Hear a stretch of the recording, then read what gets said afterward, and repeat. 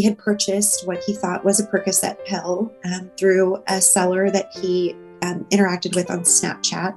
And for whatever reason, he wanted to try it again one more time on the 26th. And that was the pill that killed him. It's becoming an all too common story. A young person buys a pill via social media that turns out to be 100% fentanyl. Laura Didier's 17-year-old son, Zach, was just experimenting with a couple of pills when he made this fatal mistake. Now Laura is turning her heartbreak into action through advocacy work and helping other parents who've lost children to fentanyl poisoning through the organization Song for Charlie. To raise awareness, to combat that stigma, to say, you know what, it's happening to families that you're on the sidelines with at the soccer game. It's happening to families whose child is at college on a scholarship. Thank you so much for joining me on the podcast today, Laura. And I wanted to express my sincere condolences for the loss of your 17-year-old son, Zach. I'm so sorry. Thank you. I know you know how tremendously overwhelming it is to lose a child. I really appreciate the opportunity to talk with you about that. And Zach died in 2020. I'm a couple years ahead of you. And I have to say, on this grief journey, those first 2 years, I feel like I can handle things better now. I felt like year number 2 was really depression for me. Mm-hmm. And I just know like this journey is a little bit different for everybody, but it's so raw and fresh within the first couple of years, especially. Absolutely. I had kept hearing from other parents that I've met along this journey who have lost kids, that the second year can be harder because that first year, everybody's around you, supporting you. They expect you to be sad. They there's more grace, maybe. For sure. You get into that second year and, it still is raw. It's like every morning you wake up and they die again, because every morning your conscious brain has to accept the fact that one of your children is no longer with you. And, but I'm really blessed because I do have a tremendous circle of support with friends and family. So I'm still extended tremendous grace, even into this second year. I feel like the first year is shock. And I feel like the second year, that acceptance, like you talked about, does begin. And I feel like I'm at year 4 and I have accepted the fact that my daughter is dead and is not coming back, and there's nothing I can do about it, which when they say time heals, I don't think that's accurate, but I do think time allows you to find that acceptance. And I just think that's the only thing that can do it. Like you can't force yourself. You have to kind of go through this process. Time doesn't heal, but time allows you that acceptance. Yeah. And a grieving father that I know out here in California, I thought put it really well. And he said, it's not that you heal or you get over it. You just your shoulders get stronger, to bear the burden of the grief. And hopefully you've incorporated whatever types of healing, whether it's exercise or hikes with friends or whatever mechanisms that you need, meditation, to put into your life. Hopefully you've gotten those things into your life to really support you through the grief. And yes, healthy ways to go.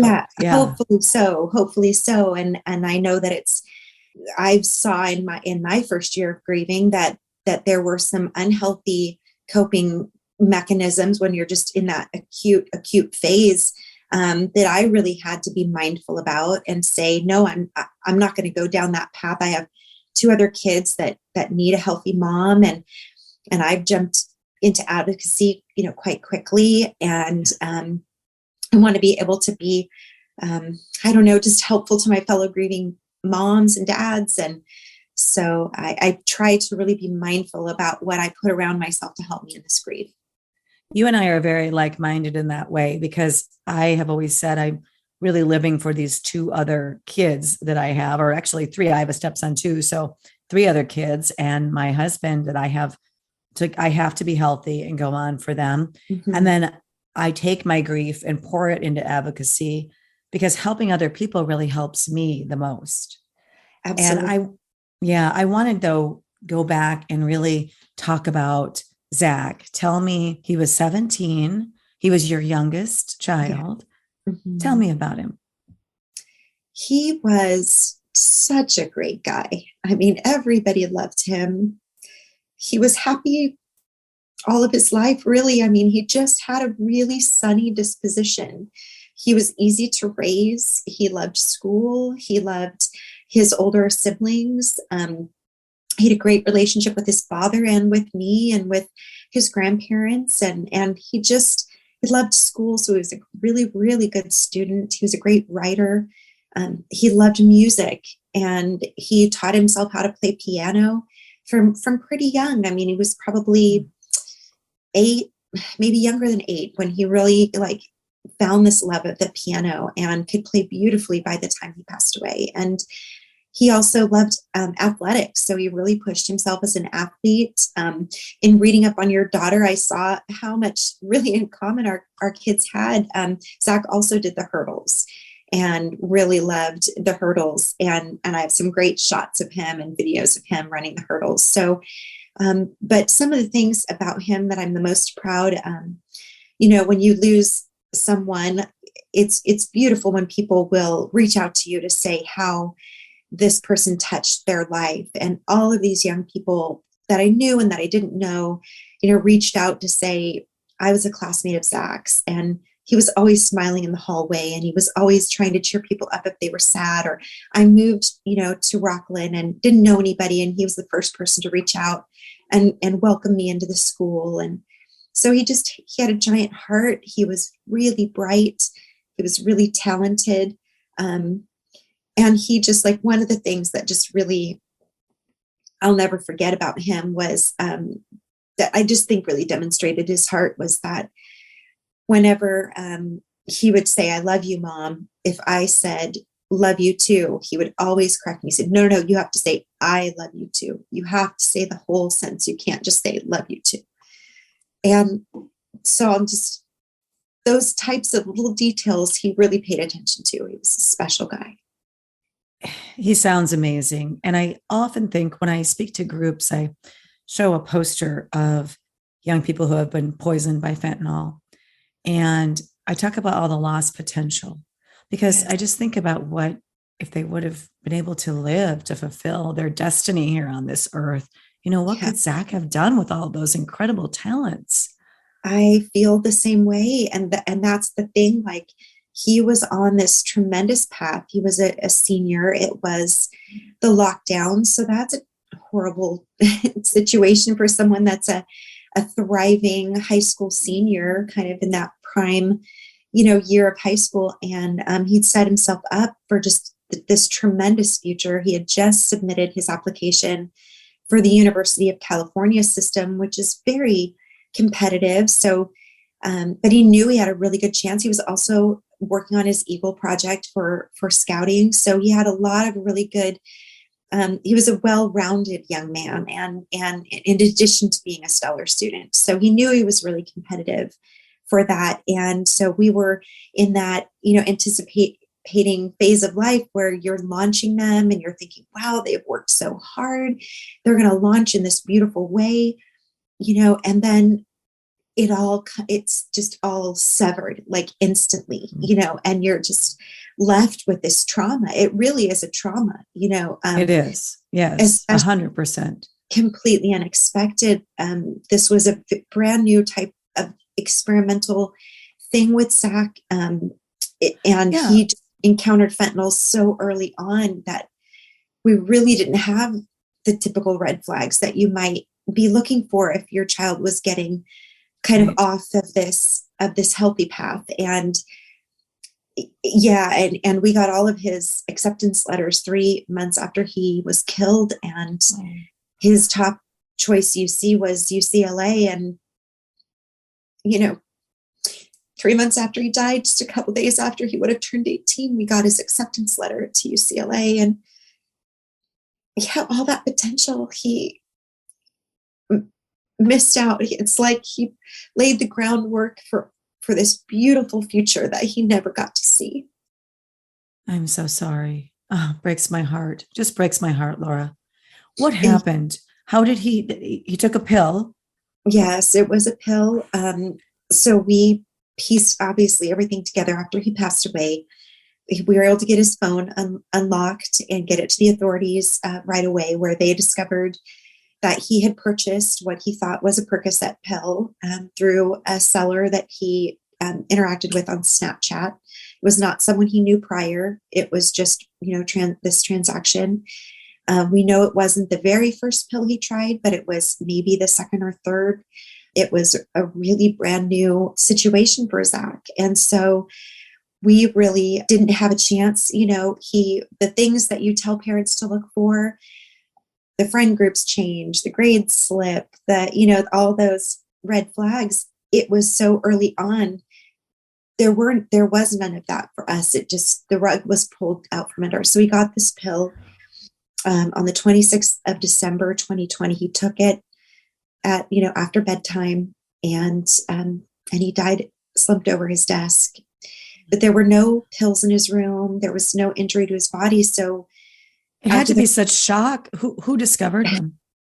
His dad. He was with his dad at that time. And it had to be such shock, because if you're not even suspecting that your kid is doing anything, and your story is so similar to Sam's, who purchased. I talked to another parent whose son purchased a pill off of Snapchat, like a menu, and got it delivered to his home. I don't know if that's how Zach got the pill. Yeah, I know one transaction happened at a mall, at our local mall. Sure.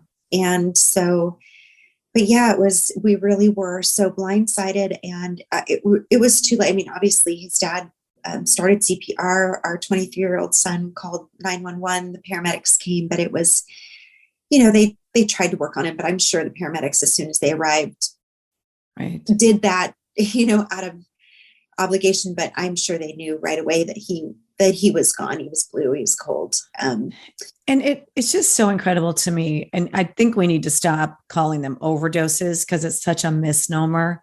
It's definitely a poisoning. It's murder. It's drug-induced homicide. Now, yes, the person had to take whatever they thought they were getting, but having no idea that they could die. Right, with fentanyl. And was the pill 100% fentanyl in Zach's case?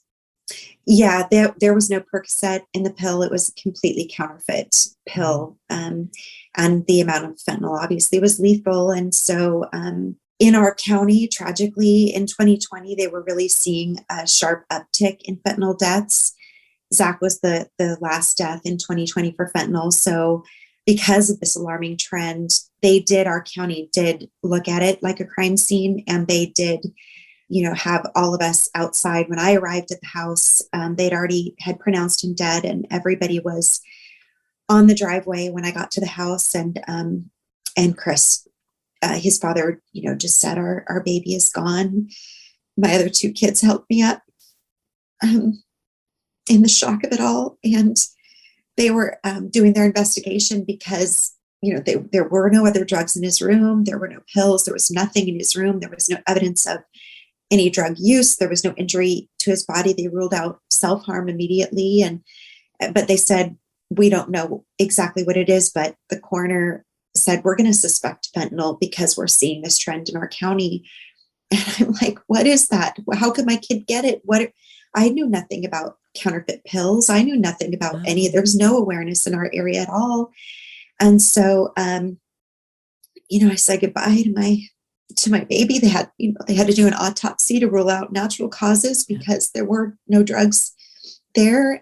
They ruled out anything natural and got the toxicology report back several weeks later to confirm fentanyl.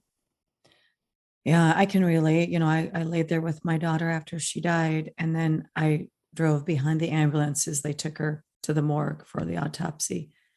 And I just don't think, unless you've been in our shoes, that anyone can really understand. I also think I suffer, I know, from PTSD because of that. That scene plays over and over again in my mind, like the night you're talking about, or the morning. It's just that scene of finding out your child has died, because it's so hard for your brain to register that this is fact.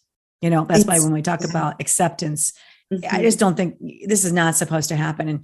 And for Mhm. us with Emily, we did have warning signs and we were in the process of working on an intervention. I just didn't know that we didn't have any time, right? We were 3 days away. And I just thought, well, we'll get to her and we'll get her into treatment.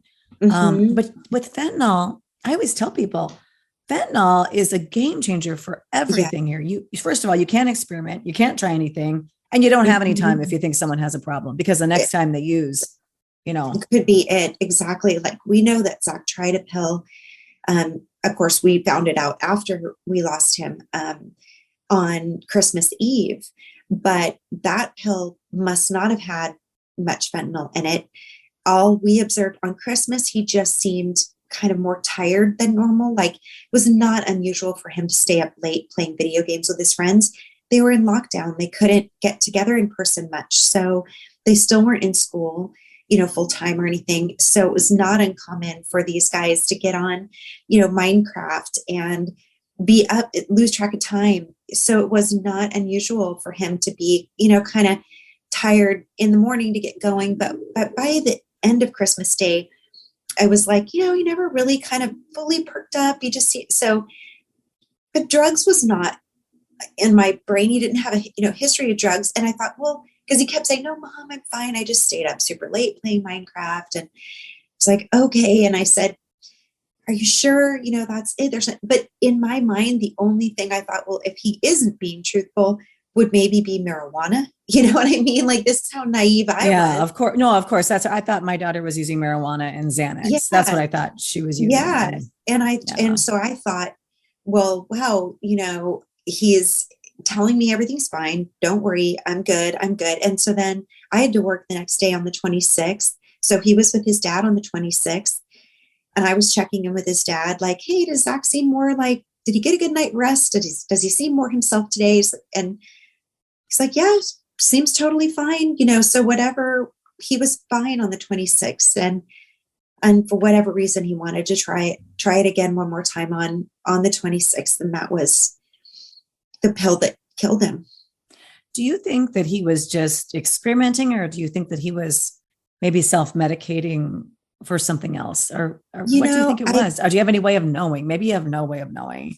I obviously, without asking him directly, I can only kind of speculate, but Yeah. his best friend who's been and just incredible, incredible young man. And he, when in the aftermath and I spoke with him and he, was like, Zach was really happy. He just was curious, Mm. and he had a lot of guilt because he knew that his buddy was Mm-hmm. curious but they Yeah. them knew about counterfeit pills, that they could encounter something that could end their life immediately. Right. Yeah. I think like in Emily's case, a friend knew that she was using heroin. And I didn't know this friend until after she died, actually. Now I've gotten to know this friend very well, but I know that friend feels incredible guilt for, I mean, I didn't Mhm. even know her, but for not coming to me and saying, hey, she's doing this. Yeah. But And I, even then, I think fentanyl, if you didn't know about it as much in 2020, I'm talking 2018, I kind yeah. of knew because I'd been doing a few stories on overdose and I'd heard of fentanyl. Mhm. But I just think a lot of parents are really in the dark still to this day. I mean, we're doing all we can. And I know we're going to get to Yeah. talking about your advocacy too in just a minute. But I just think that whole idea that they can just go on social media and get it is Mhm. terrifying. It really is. And that was another thing that I had no idea about. I had no idea how accessible it is to our kids, and the lethality and the accessibility I was clueless about until Zach passed away. And when they said, we think we're going to find fentanyl in the toxicology report, as we were waiting for that report to come in, we dove into our research and found, out what we could. But at that time, there still wasn't a lot of information, out there as much as there is now, even, a year and a half later. And we just decided if they confirm fentanyl, because we were talking, neighbors were asking us, friends were asking us, what happened? What happened? Zach's an amazing kid. How's he gone? And with Zach's friends, just like the horror in their eyes, like, what happened to our buddy? Like, how is he how's he just dead? We realized this information gap was giant, just huge information gap. And that if it was confirmed that we were going to talk about it, that we were going to be, public about it and get information into the schools, however we could. We do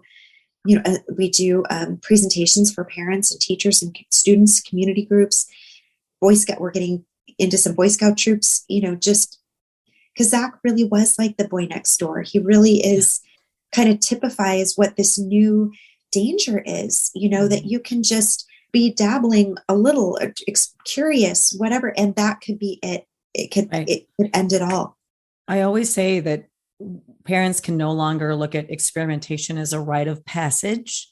Mm-hmm. I think we all thought, oh, well, when I was young, I may have drank or I may have done this thing and I was fine. Yeah. It's just fentanyl is a complete game changer. Yeah. What about the social media companies? I mean, do you think, I know Snapchat has made a couple of attempts at doing a few things here and there, but do you think that they're doing enough? Well, I mean, I think it takes time to do everything that needs to be done. I think there's always room for improvement, for sure. But I think that they're pushing out a lot of awareness messaging, which I think is really good. So I want to, I think that if companies are trying things, we should give them credit for the things they're trying, but we also need to say, hey, there's still more to be done. And I just think we have, because of the way this problem is just so pervasive and so overwhelming, we have to look at every angle for how to get the word out to kids like immediately. And Zach was under 18. So, I mean, if you would have had the ability or know how to monitor his social media, if you would have known the threat was out there and been able to, I think more parents maybe would monitor it if they had a way to do that. I think there's like one program out there, but the social media companies don't necessarily make it easy. And the other thing that I think becomes really hard to navigate is that part of youth maturation is gaining autonomy as they earn it. And like Zach, he always made really good decisions. We knew all of his friends. We knew all of their parents.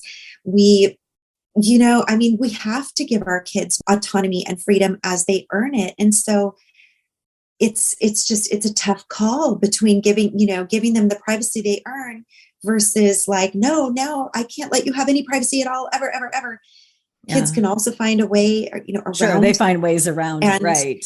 So it's hard. I just don't think there's any real complete, easy answers. I mean, he was 6 months away from going to college, so yes, he was a minor, but he was also not that far away from his 18th birthday where you're like, okay, we're going to extend, your boundaries here because you've earned that, And so you go around now telling Zach's story to as many people as you can. Mm-hmm. What are you hoping to accomplish with that? Well, what I'm hoping to accomplish is twofold. One, actually, it's more than twofold. I've probably lost count how many things I hope to accomplish with this. But one, to make sure parents understand the risks that I didn't, to understand that this needs to be a part of every drug conversation that you have with your kids. It can't just, we had the drug conversations we knew to have, about alcohol, vaping, marijuana, edibles, things like that. We didn't know that we needed to have a conversation about this proliferation of counterfeit pills and adulterated recreational drugs, and also that component of the accessibility on social media. So I just really want parents to understand that.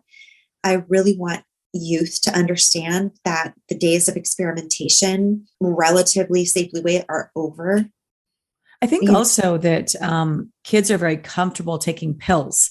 They're maybe more comfortable doing that than smoking a joint or something like, and so I think that's also a big factor that we have to teach them that all pills are not legal. I just want it to be common knowledge. I want it to be like every kid in America knows.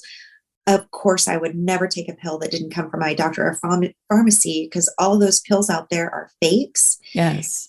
To deceive us. And they're, and I'm going to look out for myself and my friends. And that's just not something, I'm going to try. And I mean, obviously also it's in other things, adulterated, recreational and hard drugs. But it seems like, especially when I'm talking to people who have lost youth children, that anywhere from 13 to 18, predominantly it's the pills, like you say, because pills feel safer to them. Maybe they've even been prescribed Xanax for themselves, or Percocet, or Adderall or something, or they know people who have. So it's a recognizable trademark name, and they feel like, well, that's a safe way to experiment. And right now it's actually the most dangerous way to experiment. Yes, 100%. There's nothing safe about it. And our kids all need that information. And you speak to a lot of groups, and you also work for the organization Song for Charlie. Yes. So I got connected with the founders of Song for Charlie pretty early on, when we did get confirmed fentanyl, and I volunteered time. And then in March started, as a part-time member of the team. And really the sole focus really is just this awareness piece, especially to the youth, especially to this demographic, middle school, high school, college, that has grown up with pills, that has grown up with social media, to just try to just bombard them, with information through social media, PSAs and things like that, through putting together slide decks and curriculum that, the schools can use, that parents like myself can use to go into schools and do assemblies and presentations and things like that. Have you felt along the way any stigma? Of course. Oh gosh. Mm-hmm. I'll never forget the first time our story was covered on the local news, and the anchor that covered it was then and remains such a compassionate, champion of spreading awareness. But I made the mistake of looking at some of the comments and the things that people say on social media. You mean under the story? Yeah. It's horrific. It's horrific. And I took a minute, to decide, like, do I want to continue on this path? Am I marring the memory of my child? Am I, but I could hear him in my head saying, Mom, you know me, the people that were in my life know me. Don't listen to these people. Save as many kids like me as you can. I love that. I get that 100%, because obviously I'm a broadcast journalist who went public with my story, and I've seen all of those comments. And when they're, directed to you and your child, you just think, how can you be so ignorant, really? And, in Zach's case, he wasn't addicted. In my daughter's case, she was addicted. None of it really matters. What matters is we need to save lives, and we need the awareness and the education. Yeah. I mean, that's another reason that I wanted to go public, because I felt like stigma is such a roadblock to finding meaningful solutions. And I think that the more families that share their stories, and everybody's got to do what they're comfortable with. I certainly don't fault families who are more private about it and don't want to be out there speaking, that everybody's got to grieve the way, that works best for them. But I just really applaud those parents that do go forward and share their story to raise awareness, to combat that stigma, to say, what, it's happening to families that you're on the sidelines with at the soccer game. It's happening to families whose child is at college on a scholarship. With fentanyl, there's no discrimination. I'm convinced that Zach's story has already saved lives. Have you had kids come up and talk to you afterwards, after you speak to them? And that's what propels me forward through all that noise, of the stigma noise, is that we do have that happen, where parents have come forward to say, my child, it opened up a conversation with my child, and they admitted that they had tried something off, off of social media, or they were thinking about it. And it opened up a conversation that I didn't even know I needed to have, with my child. And then friends of Zach's, he should have been finishing up his first year at, most likely UCLA. And I've had a young lady reach out to me and say, I thought Zach and I were going to be at UCLA together. And I walk around campus and I feel his absence. And I tell everybody I know about him. I tell everybody I know his story. And that is, you're a mom, how much that means, Yes, yes. And just the fact that other college students are hearing what happened to him may lead to them making a different choice too. That's the goal and that's the hope. And I mean, I know, obviously we can't save everybody in the advocacy work that we're doing, but I think, I think there are some kids, I think Zach would fall into this category, that if they really were educated about the landscape now, that maybe experimentation isn't something that they would do, if they really understood what was out there. Right. I know one of the other things you do is you talk to newly grieving families who've lost children in this way. What do you say to them? Basically, I say to them, you're not alone. You have a safe space here. And I just try to make them understand that they can share anything they want with me, that it's judgment free. It doesn't matter to me how their child came upon fentanyl, if it was an early experimenter like Zach or someone who had been struggling for years. That makes no difference to me. When people register or subscribe on Song for Charlie, they can select if they're a bereaved parent. And then I reach out to them, and just let them know you're not alone. We're so sorry. Here are the resources that we can offer. We try to do Zooms a couple times a year, bereaved family Zooms, where people can come together and share their stories. It's not therapy. None of us are therapists, but it's just to be in communion with each other. And I offer, if they prefer something one-on-one, I'll do that. And I think a lot more parents, with all this being more in the news, I think that there are a lot more parents that really want to become a part of advocacy, but aren't really sure how to start with that. And so I just kind of guide them through the resources that we have for free at Song for Charlie that they can use in their advocacy work. And it's gut wrenching, to hear the stories. Mm-hmm. To hear the stories. Well, there's so many of us now. I mean, I feel like with nearly 107,000 people dying of overdose, putting that in air quotes, but mostly fentanyl poisoning. Mm-hmm. I mean, there's so many of us from all walks of life, all classes of society, all educational levels. It doesn't really matter. And I also think when we talk about like the stigmatized death, and then I think so much judgment also falls upon, especially mothers. I have felt this over the last 4 years. Like, oh, what kind of mother were you? Well, you were working, you weren't paying attention to your kids, or what? I mean, just weird things like that, and I honestly think it has nothing to do with our parenting. Yeah. But have you felt that or encountered that as well? I have. I mean, fortunately, not within any circles of people who know me and knew Zach and knew how involved his father was in his life and I was in his life. His great relationship with his siblings, but absolutely. And I think what it is people want to believe, well, it could never happen to me because obviously that family screwed something up, Right. And obviously there's something wrong with you if that happened in your family. Yeah. I think it's just this protection, defense mechanism, but luckily I've encountered, at least face to face, I don't encounter that face to face in these. Oh, face to face. No, I've never encountered it face to face. Let's say most people aren't brave enough to say anything to your face that they would on social media or wherever. For sure. But I think people just really, truly still want to believe it can't happen to me.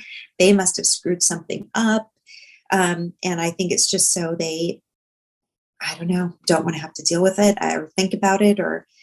Yeah, you're probably right. I think you're right. So what has helped you most in your grief, in dealing with the loss of Zach? Probably, therapy for sure. I did for the first 6 to 8 months. I was seeing 2 therapists. One that was more, talking things out, and then I did EMDR therapy for I know a lot of people that have done that have said, I haven't tried it myself, but that have said it really helped. I found that it did. I did multiple sessions of the EMDR, and it just kind of helps with the acute pain and the trauma, for your brain to process it in a, I don't know, more manageable way. I do feel like it helped a lot. In the very first couple of months, I did need to take a little bit of an anti-anxiety medication to help me sleep. I just took it to help me sleep because I would find sleep was really hard in the first few months. I did that too. I took a very little and then sort of just weaned myself off of it, but I wouldn't have been able to sleep at all. I wasn't able to sleep. I wasn't. And my father basically called, it's like, give me the number for your doctor, and called to say, and of course it was COVID time. So it was just a Zoom, which I was grateful for. I didn't have to go into the doctor. I just Zoomed with her. But I just really tried to be very mindful about my nutrition. I found I was numbing more with wine, in the evenings. Yeah, me too. Yeah. And I had to really watch out for that. Yeah. I really made a conscious decision to pull way back, nearly eliminate, because that's not a good combination, with grief. I'm an athlete. I wasn't doing as much in the early phase of my grief with kind of taking care of, I was running a little, but I actually had qualified for the Boston Marathon before Zach passed away. And so when I found out that I got in for this past spring, I really latched onto that as something I could run in his honor and just to really focus on healthy outlets. So that's really helped me in just my personal grief journey. I have friends who are tremendous in terms of getting me out. I find being outside helps me a lot. Being in nature helps me a lot. Me too. Mm-hmm. Yeah. So I have a group of college roommates. We go hiking, we go camping, we, kind of rough it, which I think really just, gets you back to your core. It's very that's really therapeutic for me. And I'm very close. I have really great friendships that carry me through, and my family is incredible. So all of that and then the advocacy helps me a lot too. Just feeling like I'm making a difference, hopefully in some small way, and being connected with other grieving parents is really helpful for me too. I know you're making a difference. I know just by being on this podcast, one person listens to it and then talks to their kid, or someone listens to it, recognizes something, that they could help someone else. That will happen just by you speaking today. And so I know you spoke over and over again. And I think Zach and Emily's and so many other stories are truly making a difference for people when they hear that story of a real person who should be here right now, really should be here right now. And you'll never exactly, but for fentanyl and you never know where you're planting seeds. You never know. It could be years from now that someone reaches out to me to say the difference that Zach's story made. So I just hold on to that because a lot of times it's not tangible, it's not measurable, but it makes all the difference when people reach out and share how they've been touched or what maybe change in behavior they've made because of hearing the stories of our beautiful kids. Yeah. Well, thank you for sharing Zach's story with me. And again, I am so sorry for the loss of that amazing kid of yours. And thank you for everything you're doing with advocacy work as well. Well, I appreciate the opportunity to speak with you. I'm so sorry that we both know this pain. I will continue to hold you in my heart. And I'm basically just is my mission now, really. He was my baby and I just want to make a difference. I want, to carry, this is what he would want. I firmly believe he would want us to make this kind of difference in his honor. It's going to take all of us. It's going to take all of us grieving mothers to just call enough attention to this issue and this problem to create real change and save lives. I agree. So thank you for all you're doing toward that goal. Thank you for joining us. Check out the other episodes of the podcast and read my blog on our website, emilyshope.foundation. If you like what you're hearing, please consider giving us a positive review on Spotify, Apple Podcasts, or wherever you listen. Until next time, wishing you faith, hope, and courage.